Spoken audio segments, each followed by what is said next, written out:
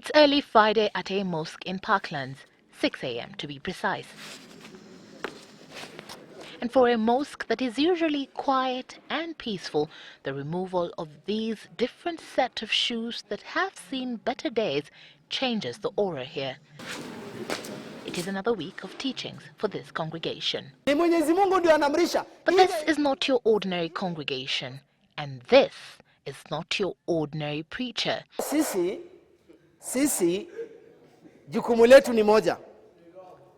Jukumu letu ni moja. Kuna Mungu ana uwezo. Mwalimu Abduba Dida, one of the presidential candidates in the last election, may have failed in his quest to lead the country, but he has certainly not given up on leadership.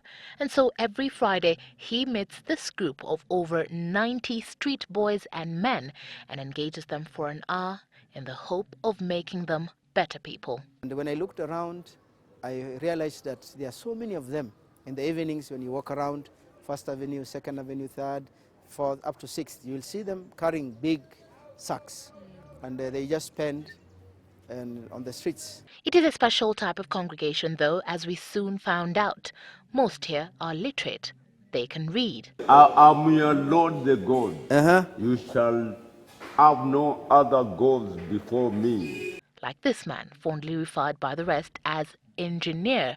And most, if not all, are qualified professionals in different fields. Hapa kuna madereva wangapi wale wanaweza kupeleka gari?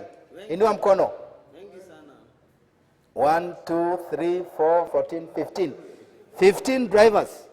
Some may sleep during the teachings, but many are those who can be found listening keenly to Dida.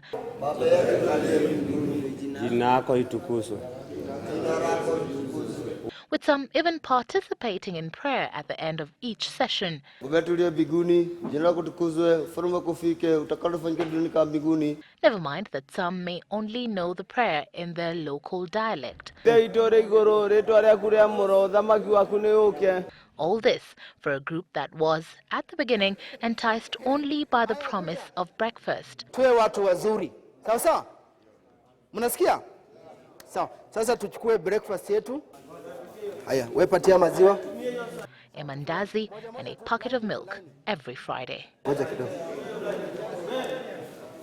It is through Dida that we meet John Muli, or engineer as he is fondly referred to, a name that intrigued me enough to approach him and allow him narrate a story that saw him work as an engineer for 30 years. Mwindi aliniandika. I worked there for 35 good years. He kunilipa.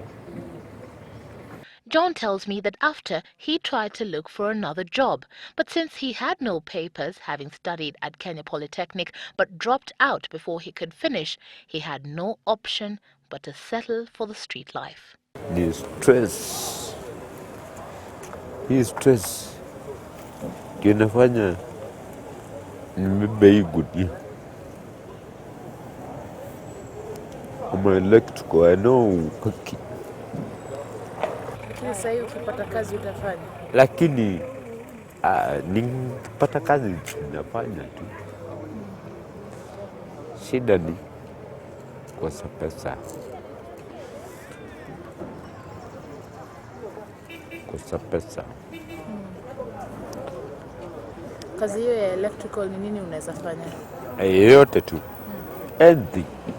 Kama hebu tuambie kama sasa vitu zenye tuseme ya nyumba, majiko, anything.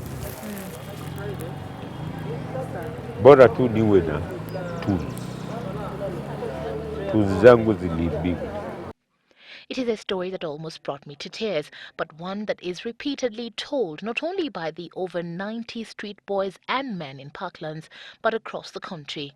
According to Dida, there are many factors that continue to see such street families in the streets, some reasons selfish, and some downright irresponsible. There are these programs that encourage sex out of marriage. Kando wa mpango, tumia condom. You see, nobody will use a condom People don't fear. As much as they fear the AIDS, they don't fear God. When you tell a person you have your wife and you want to have another relation, to me a condom, go like this, go like this. They are encouraging zina. You're encouraging sex, and this is what God doesn't want. You go for 10 minutes leisure, and you end up, the lady becomes pregnant, she cannot help, she will throw the child. This is adding a whole human being, wasted. But until something is done, men like John Muli will continue to work the streets, with the world's problems weighing heavy on their shoulders, with no decent places to rest their head at the end of the day, and no decent food, at least for John Muli, until Friday's free breakfast at the Parklands Mosque.